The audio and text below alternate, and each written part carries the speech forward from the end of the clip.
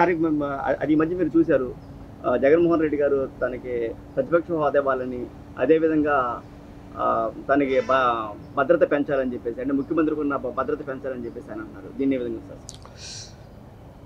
రాష్ట్రంలోని దేశ చరిత్రలోనే జగన్మోహన్ రెడ్డికి అధికార దాహం అన్నది తీరలా. అతను ఇంకా నేను ముఖ్యమంత్రిగా ఉన్నాను అనే ఒక భావనలో ఉన్నాడని నేను అనుకుంటున్నా. ఎందుకంటే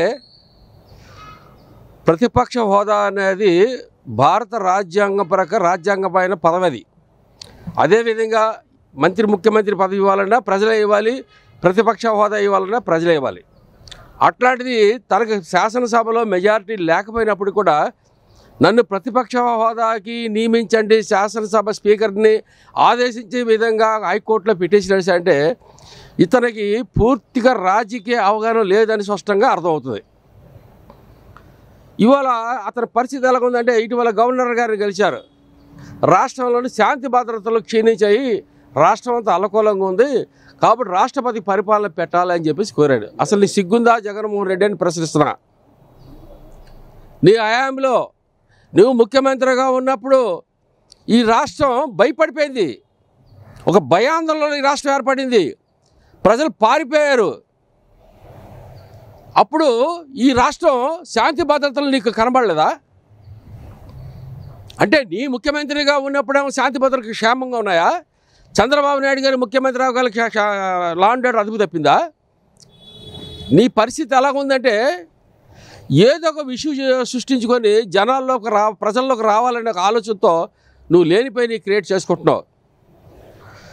తెలుగుదేశం పార్టీ రాష్ట్రం అధికారం ఏర్పడి ఇంకా 50 రోజులు కూడా పూర్తి కాల. ఇవాటి వరకు కూడా ఏ అధికారి ఎక్కడున్నాడో కూడా ఇంతవరకు షటప్ కాల. అట్లాంటి పరిస్థితుల్లో లా అండ్ ఆర్డర్ క్షీణించింది, పరిపాలన విభాగం పూర్తిగా దెబ్బతిందని గవర్నర్ తెలియజేయడం అంటే నీ పరిస్థితి ఎలా ఉందంటే, నీ అధికార దాహం కోసం గవర్నర్ని ఆదేశించండి, నన్ను ముఖ్యమంత్రిగా నియమించండి అని చెప్పి హైకోర్టులోని సుప్రీంకోర్టులో వేసే పరిస్థితిలో ఉన్నావు నువ్వు ఇవాళ. అంటే రాజ్యాంగ వ్యవస్థలు నీకు పనికిరా. నిన్నటిదాకా ఏంటంటే రాజారెడ్డి రాజ్యాంగం నడిచింది, ఇవాళ భారత రాజ్యాంగ నిర్మాత బాబాసాహెబ్ అంబేద్కర్ రాజ్యాంగం నడుస్తుంది. నువ్వే కాదు, భారతదేశంలో ఉన్న రాజ్యాంగ వ్యవస్థలన్నిటి కూడా రాజ్యాంగ వ్యవస్థ మీద నడుస్తున్నాయి. కానీ ఒక్క ఆంధ్రప్రదేశ్లో మాత్రం నువ్వు రాజారెడ్డి రాజ్యాంగాన్ని అమలు చేసావు. అందుకు రాజ్యాంగం మీద నీకు విలువ తెలీదు. విలువ తెలిసిన వ్యక్తి పరిపాలన అధ్యక్షుడు, పరిపాలన అంటే ఎలా ఉంటుందో అన్నది ముఖ్యమంత్రిగా పనిచేసిన చంద్రబాబు నాయుడు గారికి అనుభవం ముందు నీ వయసు లేదు. నువ్వు చంద్రబాబు నాయుడు గారి పరిపాలనలో చేత కాదు, ఆయన ఈ రకం చేస్తున్నాడు ఆ రకం చేస్తున్నాడు అంటావేంటయ్యా? నాకు అర్థం కాదు. అసలు నువ్వేం మాట్లాడుతున్నావు? అసలు నీకు ఏమైనా జ్ఞానం ఉందా? అసలు రాజకీయ పరిజ్ఞానంతో మాట్లాడతావా? నీ అధికారం దాహం తీరక క్రియేట్ చేస్తున్నావు. ఇటీవల ఇంకో కొత్త న్యూస్, ఈయన గారు అసలు బాబాసాహెబ్ అంబేద్కర్ కొంతమంది దళిత సోదర మాజీ మంత్రులు కొంతమంది ఉన్నారులేండి, పనికి మాలిన వాళ్ళు, కేవలం వాళ్ళ పదవుల కోసం కాపాడుకోవడం కోసం తప్ప ఇతర ప్రజల క్షేమం కోరే మనుషులు కాదు. అంబేద్కర్ 125 విగ్రహం పీడబ్ల్యూ గ్రౌండ్లో జగన్మోహన్ రెడ్డి పేరు ఎవరో అజ్ఞాత వ్యక్తి, జగన్మోహన్ రెడ్డి చేసిన అరాచకాలు ఎస్సీల మీద, ఎస్టీల మీద, బీసీల మీద అరాచకాలు చేసిన వ్యక్తి కడుపు మండి ఎవరో అజ్ఞాత వ్యక్తి తీశాడు. దాన్ని బాబాసాహెబ్ బిఆర్ అంబేద్కర్తో ఈక్వల్గా జగన్మోహన్ రెడ్డిని పోల్చారంటే అసలు ఈ సమాజంలో హర్షిస్తారండి. ఇది బాబాసాహెబ్ బిఆర్ అంబేద్కర్ ఏళ్ళ మీద ఉన్న ఎంటుకు విలువ కూడా చేయవు జగన్మోహన్ రెడ్డి. నువ్వు మాట్లాడేవాళ్ళు అవసరమైతే ప్రభుత్వం మీద అడగండి, ఇది ఎవరు తీశారు, ఎందుకు తీశారు, ఏమో మీ పార్టీ వాళ్ళు తీసి దీన్ని మీ వెలుగులోకి రావడం కోసం డ్రామా ఆడుతున్నారేమో. కాబట్టి ప్రభుత్వం కూడా దీని మీద విచారించాలి. ఎందుకంటే జగన్మోహన్ రెడ్డి రోజుకి ఒక కొత్త అవతారం ఎత్తున్నాడు. ఏదన్నా విషయం జనరల్గా ఎవరైనా వ్యక్తిగత గొడవలండి కొట్టుకున్నా, లేకపోతే వ్యక్తిగత గొడవలండి ఎవరైనా చంపుకున్నా ఇవి తీసుకొచ్చి దానికి రాజకీయ రంగు పులిసి ప్రజల్లో ఏదో రకంగా నేను ఉన్నానని సాటించడం కోసం ముందుకు వస్తున్నాడు తప్ప కానీ ప్రజాస్వామ్య విలువలు తెలియని వ్యక్తి ఇతర, పరిపాలన విలువలు తెలియని వ్యక్తి ఇతర. నీ హయాంలో జరిగిన శాంతి భద్రత పూర్తిగా క్షీణించినాయి. మరి ఆ రోజున మీరు ఎందుకు మాట్లాడలేపారు? ఈ దళిత సోదరులందరూ కూడా ఆ రోజు అంబేద్కర్ గారిని అన్ని రకాలుగా అవమానించారు. విగ్రహాలని బాబాసాహెబ్ బిఆర్ అంబేద్కర్కి సంబంధించిన విదేశీ విద్యా విధానాన్ని తీసినప్పుడు మీ నోరులు ఏమని మూసుకుపోయినాయా? ఆ రోజు అంబేద్కర్ని అవమానించావు జగన్మోహన్ రెడ్డి, ఇది తప్పని మీరు ఎందుకు ప్రశ్నించలేకపోయారు? ఈరోజు ఎవడో అజ్ఞాత వ్యక్తిని ఆయన జగన్మోహన్ రెడ్డి పేరు తొలగిస్తే మీరు జగన్మోహన్ రెడ్డిని అంబేద్కర్తో పోలుస్తారా? అసలు మీకు సిగ్గుందని ప్రశ్నిస్తున్నా. ఏ అంబేద్కర్ అయితే రాజ్యాంగం రాశాడో ఆ రిజర్వేషన్లో మీరు మంత్రులు అయ్యారు, ఎమ్మెల్యేలు అయ్యారు. అది గుర్తుపెట్టుకోండి. అంతేగాని జగన్మోహన్ రెడ్డి కాదు ముఖ్యమంత్రి మంత్రులు చేసింది, జగన్మోహన్ రెడ్డి కాదు ఎమ్మెల్యేలు చేసింది, రాజ్యాంగ వ్యవస్థ మిమ్మల్ని ఎమ్మెల్యే చేసిన మంత్రులు చేసింది. అది గమనంలో పెట్టుకోవాలి. అంతేగాని ఒక వ్యక్తిని తీసుకొచ్చి అంబేద్కర్తో పోల్చామంటే మీరంత పనికి మాలిన ఎవరు లేరని చెప్పేసి నేను ఇంకోసారి ఇట్లాంటి పిచ్చి పిచ్చి మాట్లాడద్దని చెప్పేసి హెచ్చరిస్తున్నా. ఇదే విధంగా జగన్మోహన్ రెడ్డి వాదనలో ఇవాళ భద్రత గురించి మాట్లాడుతున్నాడు ఆయన. ఏమంటే ఒక మాజీ ముఖ్యమంత్రికి 980 మంది భద్రతా సిబ్బంది కావాలా? దేనికి కావాలని భద్రతా సిబ్బంది? ఎవరేమన్నా చేస్తారని భయాందోళనలో ఉన్నావా నువ్వు? ఈ రాష్ట్రం సస్యశ్యామలంగా ఉంటుంది, కానీ అరాచకాలకి ప్రోత్సహించారు చంద్రబాబు నాయుడు గారు. నీకులాగా అరాచకాలకి ప్రోత్సహించే వ్యక్తి కాదైనా. నీకు ఆల్రెడీ మాజీ ముఖ్యమంత్రిగా నీకు ఇవ్వాల్సిన భద్రత నీకు ఇచ్చారు. నువ్వు చంద్రబాబు నాయుడుతో ఈక్వల్గా పోల్చుకోవాలనుకుంటే ఎలాగా? ఇది తప్పు జగన్మోహన్ రెడ్డి. నీ ఇంటికాడ ప్రైవేట్ సెక్యూరిటీ దాదాపు 600-700 మంది ఉన్నారట. రకరకాల పత్రికలు రాస్తున్నాయి. అసలు ఏంటి నీ భద్రత ఏంటి? అంటే నువ్వు గతంలో చేసిన పాపాలన్నిటికీ భద్రత ఎవరో ఏది చేస్తారని భయాందోళన ఉండి భద్రత పెంచమని అంటున్నావా? లేకపోతే ఈ రాష్ట్రంలోని ముఖ్యమంత్రి చంద్రబాబు నాయుడు గారు ఈక్వల్గా నాకు అధికారం లేకపోయినా సరే ప్రతిపక్ష హోదాని కోర్టు ద్వారా తెచ్చుకోవాలని ప్రయత్నం చేసి ఈ సెక్యూరిటీని పెట్టుకొని ముఖ్యమంత్రిగా చలామణి అవ్వాలన్న ఆలోచనతో ఉన్నావా? నీ వాదన చూస్తుంటే అలాగే ఉంది. ఒక ప్రతిపక్ష పార్టీ పాత్రని నాకు ఆదేశించండి అని కోర్టుకు వేయడం, రేపు పొద్దున ముఖ్యమంత్రిగా నన్ను నియమించండి అని చెప్పి గవర్నర్ గారిని ఆదేశించమని చెప్పేసి హైకోర్టు సుప్రీంకోర్టులో నువ్వు పిటిషన్ వేసినా చేరబడాల్సిన అవసరంలా. అంటే రాజకీయ వ్యవస్థని నిర్వీర్యం చేసావు. ఇప్పుడు కూడా నువ్వు ఒక శాసనసభ్యుడు మాత్రమే. శాసనసభలో ఎంతమంది అయితే సభ్యుల సంఖ్యాబలాన్ని బట్టి నీకు పదవి వస్తుంది. అంతేగాని మీరు 11 మంది సంఖ్యాబలం ఉండి మీకు ప్రతిపక్ష హోదా ఏమంటే ఏ రాష్ట్రం కానీ భారతదేశంలో ఏ రాష్ట్రం కూడా ఇవ్వదు. అక్కడున్న జనాభా ప్రాతినిధ్యత మనుషుల శాసనసభ్యుల యొక్క ప్రతిపాదనల మీద, శాసనసభ యొక్క బలబలాల మీద నీకు రాజ్యాంగ పదవి వస్తుంది. అంతేగాని ఎవరో నామినేటెడ్ చేస్తే పదవి కాదు అపోజిషన్ లీడర్ అంటే.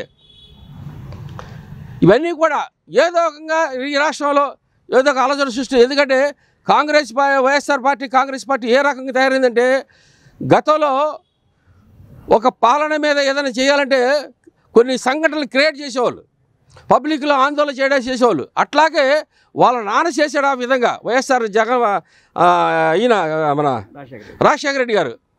ఆయన పందాలోనే ఇవాళ ఆంధ్రప్రదేశ్లో కూడా ఏదో రక విషయంగా ఏ మూల ఏ సంఘటన జరుగుతుంది, ఏ మూల ఏ సంఘటన చనిపోయారు, ఏ మూల ఎవడు ఇల్లు పగలగొట్టారు.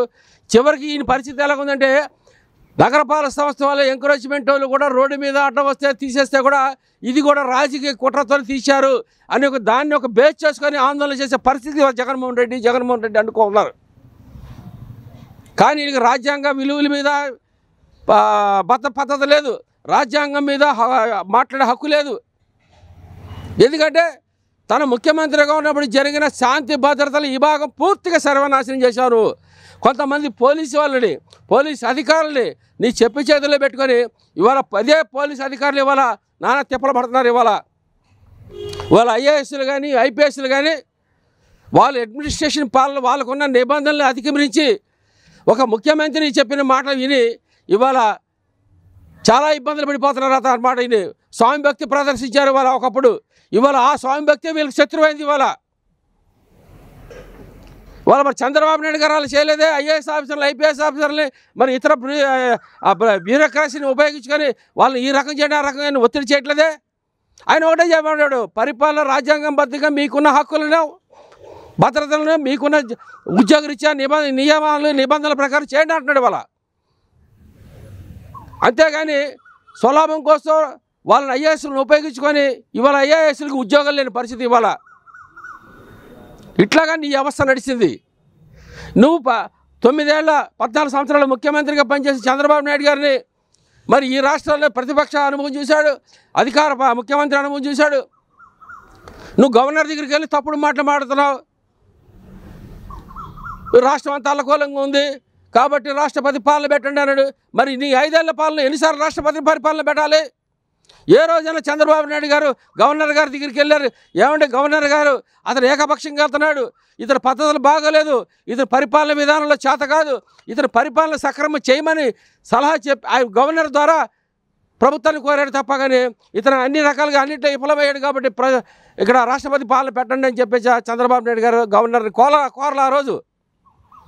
ఇవాళ 50 రోజులు కూడా అవ్వలేదు, అప్పుడే గవర్నర్ దగ్గరికి వెళ్ళడం కొంతమంది బ్యాచ్ వెనకాలేసుకొని ఏదో ఇవాళ ఒక మంత్రి మాట్లాడుతున్నాడు, మీరు 5 ఏళ్ళు కళ్ళు మూసుకొని అధికారం మంది అంటున్నాడు. ఆయన ఏంటి మూసుకునేది? మీరు 5 ఏళ్ళలో చేసిన కళ్ళు మూసుకొని 5 ఏళ్ళు పరిపాలన చేశారు. ఈ రాష్ట్రం కళ్ళు మూసుకొని ఉంది 5 ఏళ్ళలో. మీరు ఎక్కడ ప్రజలు అక్కడ భయాందోళనలు పడిపోయారు, రాష్ట్రంలో కళ్ళు మూసుకున్నారు ప్రజలందరూ కూడా. 2024లో ఆ కళ్ళు తెరిచి మిమ్మల్ని తరుముకుని కొట్టారు. ఇవాళ మీరు ఇక కళ్ళ కనబడకండి. జగన్మోహన్ రెడ్డి అంటూ బ్యాచ్ మీకు ఎప్పుడు కూడా ప్రజలు నమ్మరు, ప్రజలు మిమ్మల్ని విశ్వసించరు, మీ పాలన మీద మీకు సఖ్యత లేదు. పాలన అంటే ఏంటన్నది చంద్రబాబు నాయుడు గారే. అందుకు ప్రజాస్వామ్యం విలువలు కాపాడవలసిన బాధ్యత ప్రజలది. ఆ నిర్ణయేతలే చంద్రబాబు నాయుడు గారికి పట్టం కట్టారు. అంతేగాని నీ ఇష్టం వచ్చినట్టు చేయడం కాదు. నువ్వు లేనిపోయి అని చెప్పేసి రాష్ట్ర ప్రభుత్వం మీద రాష్ట్ర ముఖ్య అధినేతల మీద తప్పుడు ప్రచారాలు చేయడం, నీ బ్యాండ్ మేళం బ్యాచ్తో తప్పుడు మాటలు మాట్లాడడం కాదు. ప్రజలు ఎవరు కూడా నీ మాటలు నమ్మే పరిస్థితులు లేరు, నీ యొక్క చెప్పుడు మాటలు వినే పరిస్థితులు లేరు. నువ్వు ఎన్ని డ్రామాలు వేసినా, రాష్ట్రంలో ఏ సంఘటన జరిగినా ప్రతిదానికి రాజకీయ రంగు పులిమి ఏదో రకంగా అల్లరి చేయాలని ప్రయత్నం చేసినా నిన్ను ప్రజలు నమ్మే పరిస్థితులు లేరు. జగన్మోహన్ రెడ్డి నువ్వు కానీ నీ అంటుకో కానీ నీ పార్టీని డెవలప్ చేసుకోవడానికి ప్రయత్నం చేసుకో. ఎదట వాళ్ళ మీద బురద జల్లే కార్యక్రమం చేసావు అనుకో, రేపు ఆ 11 సీట్లు కూడా నీకు ప్రజలు ఇవ్వరు. ఈ రాష్ట్రం ప్రజలు ఒక ఆలోచనతో విజ్ఞతతో ఉన్న వ్యక్తులు, వాళ్ళు ఎవరికి వేయాలి, ఎవరిని దించాలి, ఎవరిని అందరం ఎక్కించాలో ప్రజలు నిర్ణయిస్తారు. నువ్వు ఇచ్చేది కాదు, నేను ఇచ్చేది కాదు. అది గుర్తుపెట్టుకో. నీ ఇష్టం వచ్చినట్టుగా ప్రవర్తిస్తే ప్రజలు చూస్తూ ఊరుకుంటారనుకుంటావా? నీ రాజకీయ భవిష్యత్తు కోసం, నీ రాజకీయ ఉనికిని కాపాడుకోవడం కోసం లేని పని ఉన్నట్టుగా ఉన్నాయి లేనట్టుగా చూపిస్తే ప్రజలు నమ్ముతారనుకుంటావా? ఇప్పుడు కానీ నోరు అదుపులో పెట్టుకో. జగన్మోహన్ రెడ్డి అనుకో. ఎక్కడో అంబేద్కర్ దాన్ని తీసుకొస్తే నువ్వు జగన్మోహన్ రెడ్డి అంబేద్కర్తో పోల్చారంటే అసలు ఇంతకంటే నవ్వుల పాలు సిగ్గుచేట ఏదైనా ఉందండి? అసలు అంబేద్కర్ ఎక్కడ, జగన్మోహన్ రెడ్డి ఎక్కడండి? ఇదే రాజకీయం. చివరికి అంబేద్కర్ని కూడా రాజకీయం చేస్తావా నువ్వు? అసలు నీకు సిగ్గు మానవం ఉందా అని అంటున్నా. అసలు మానవత్వం ఉందా నీకు అని అడుగుతున్నా. నువ్వు కానీ నీ అంటుకో కానీ ప్రజలు చూస్తూ ఊరుకారు. ఇక ముందే సార్ నోరు అదుపులో పెట్టుకొని మాట్లాడాలి చెప్పేసి తెలుగుదేశం పార్టీ పరంగా హెచ్చరిస్తున్నా.